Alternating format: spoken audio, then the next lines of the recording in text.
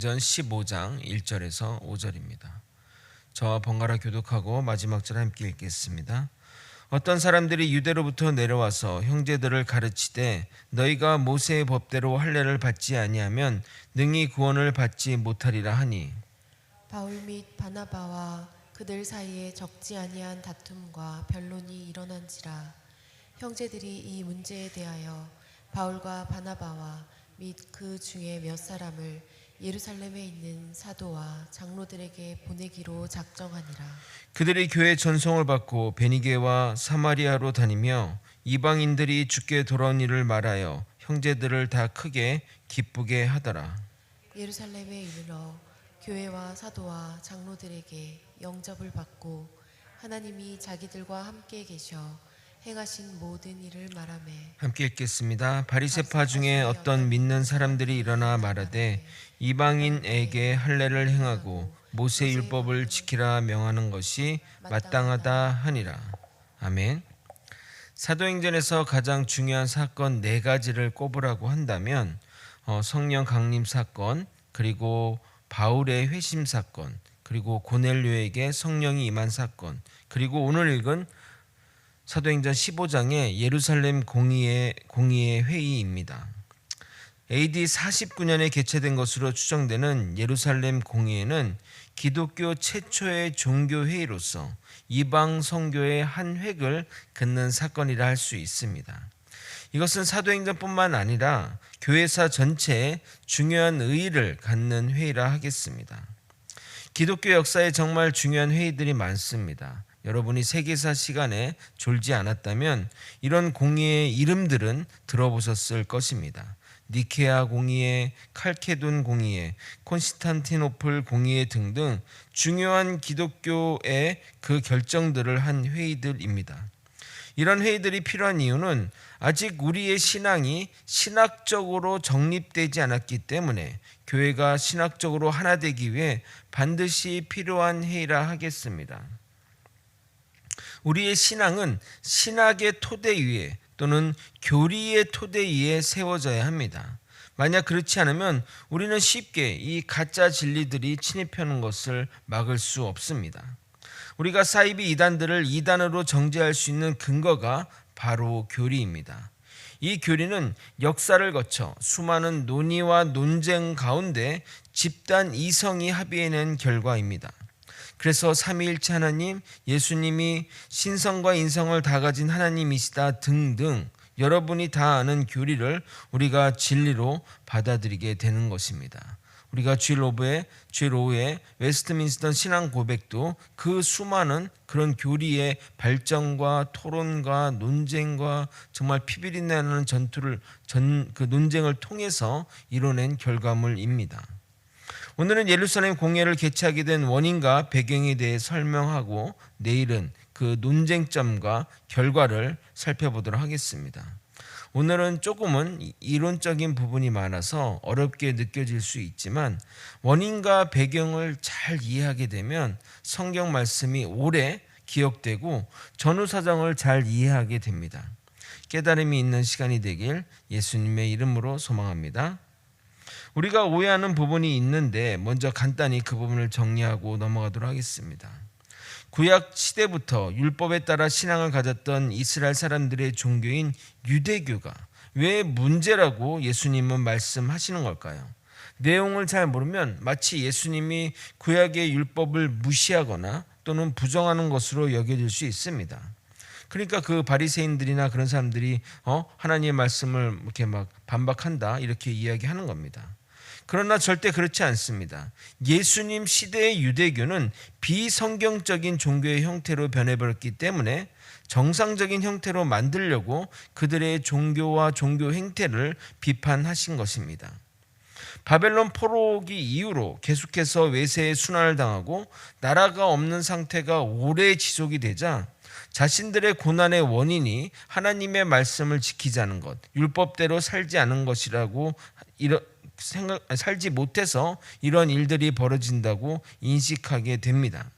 원인 판단은 잘했으나 그 해결 방법이 잘못된 방향으로 나아갑니다. 구약의 정통 신학이 아닌 구약의 율법 일부만 취해서 민족주의적인 입장을 강화하여 이방 사람들은 사람 취급도 안 할 뿐만 아니라 정말 경직된 선민사상, 즉 자기네 민족만 하나님께 구원받는다고 주장했습니다. 요즘 말로 표현하자면 국뽕이 심한 정말 국수주의적인 정말 자기네들만의 어떤 그 종교로 전락시킨 겁니다. 또한 율법 준수를 강조하다 보니 가르치는 자신들도 지키지 못하는 율법의 족쇄를 일반 성도들에게 강요하여 그것으로 사람을 판단하고 정죄하였던 겁니다. 결국 시간이 흘러 내용은 없고 형식만 남아 사람들을 율법주의자들로 만들어 버렸습니다. 그런데 유대교의 잔재들이, 그러니까 유대교를 믿어왔던 어떤 습관들이나 잔재들이 예수님을 믿는다고 쉽게 바뀌는 것이 아니기에 초기에는 예수의 구원이 이방인에는 아무 관련이 없고 오직 유대인에게만 한정되어 있다고 생각한 것입니다. 그러니까 그 유대교의 율법 대신 예수님의 믿음으로써 구원을 받는데 이거는 자신네들 유대인들에게만 허용되는 것이라 생각했다는 겁니다. 그 고넬료 사건이 그들의 생각을 보여주는 정확한 그런 사건이라 하겠습니다. 예수님의 수제자인 베드로마저도 그런 인식에서 벗어나지 못했는데 다른 유대인은 말할 것도 없는 것입니다. 우리나라는 민족적인 혈통을 유지해서 혈통에 따른 민족이 당연하게 여겨지겠지만 동북아시아 3개 나라, 일본, 한국, 중국을 제외하고 대부분 나라는 혈통적 민족보다는 종교에 따라 민족을 이루게 됩니다.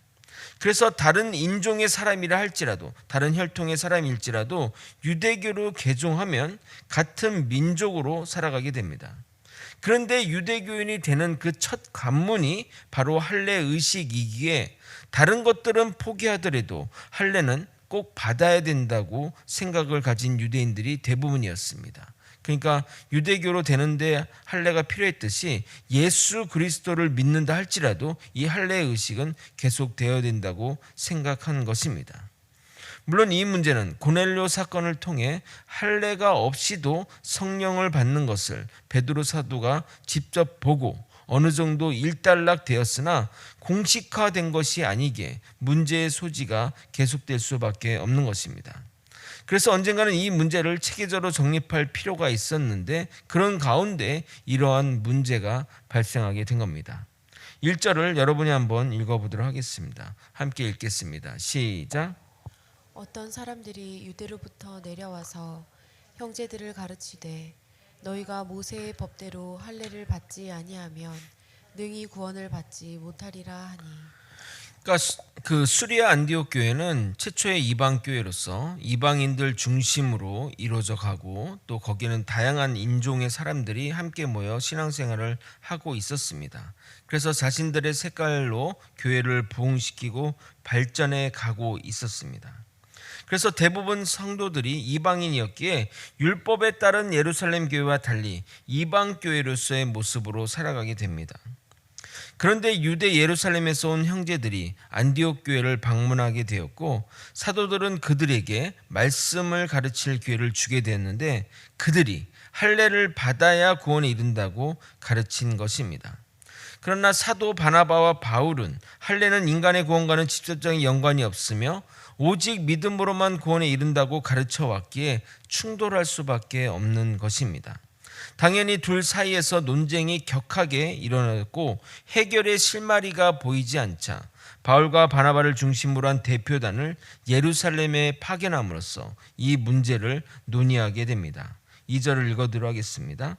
바울 및 바나바와 그들 사이에 적지 아니한 다툼과 변론이 일어난지라 형제들이 이 문제에 대하여 바울과 바나바와 및 그 중에 몇 사람을 예루살렘에 있는 사도와 장로들에게 보내기로 작정하니라. 이것이 예루살렘 공회가 개최하게 된 이유라 하겠습니다. 그들은 예루살렘으로 가면서 베니게와 사마리아 지역을 들렀고 그동안의 일들을 보고하여 이방 사람들이 복음을 받아들였다고 하니 당연히 이방인 취급받던 그 지역 사람들은 기뻐하게 됩니다.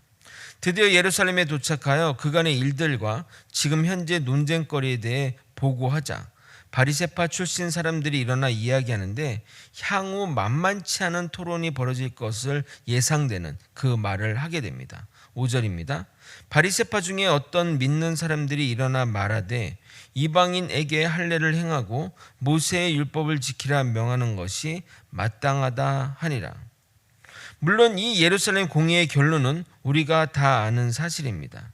그러나 이 예루살렘 공의의 결론이 우리가 아는 결론으로 되지 않았다면 기독교가 세계 만민의 교회가 되는 것에 큰 장애가 되었을 것입니다. 아니면 우리 또한 할례를 통해 기독교를 받아들여야 했을 것이고 지금 기독교의 지형과는 많이 달라졌을 것입니다. 그러나 하나님의 섭리는 그렇게 되도록 내버려 두지 않을 것입니다. 정해진 때에 가장 좋은 방법으로 주님이 이끌어 가실 것입니다. 고넬료로 시작하여 1차 전도여행까지 수많은 증거들이 나오는 상황 가운데 과거에 매여 썩어져가는 구습을 주장하게 내버려 두지 않을 것입니다. 시대의 대세는 거스릴 수 없습니다. 내일과 모레 어떤 과정을 통해 회의가 진행되었고 그 결과가 무엇인지 살펴보도록 하겠습니다. 말씀을 정리하겠습니다. 과거의 전통이라서 다 나쁜 것이 아니고 또 현재의 것이라고 해서 다 좋은 것은 아닙니다. 모든 일들이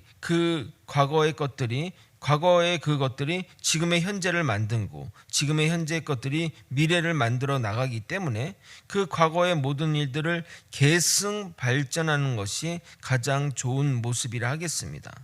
형식을 계속 주장하기보다는 그 정신을 계속 이어나가는 것이 가장 좋은 모습이라 하겠습니다. 왜냐하면 세상은 변하는데 계속 과거의 모습을 그대로 주장한다는 것은 진리를 지키는 보수가 아니라 구습이 되기 때문입니다. 그러면 율법의 정신은 반드시 이어나가야 합니다. 그러면 할례를 행하는 정신이 뭘까요? 할례를 하는 이유가 무엇일까요? 바로 구별됨 아닙니까? 형식적인 할례는 아니더라도 세상과는 구별됨을 반드시 유지해야 되는 겁니다. 그래서 몸의 할례가 아닌 마음의 할례를 함으로써 세상과 구별된 삶을 살아야 하는 겁니다. 우리도 할례 받은 자 아닙니까? 그러니까 세상 사람들과 사는 방식과 똑같이 살아간다면 우리는 할례를 받지 않은 자처럼 사는 것과 똑같다는 것입니다.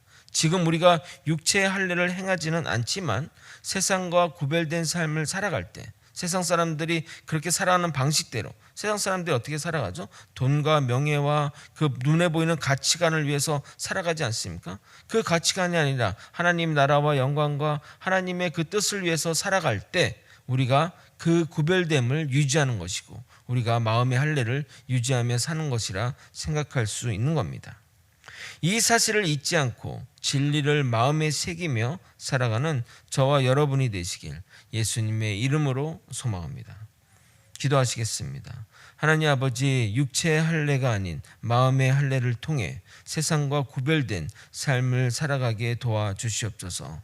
하나님의 말씀을 따라 살아가는 삶, 아버지 주님의 은혜 안에 살아가는 삶, 아버지 그 하나님의 말씀을 존중하며 지키며 그 말씀의 정신을 따라가는 삶에 있음을 깨닫고 말씀대로 살아가는 우리 모두가 되게 하여 주시옵소서.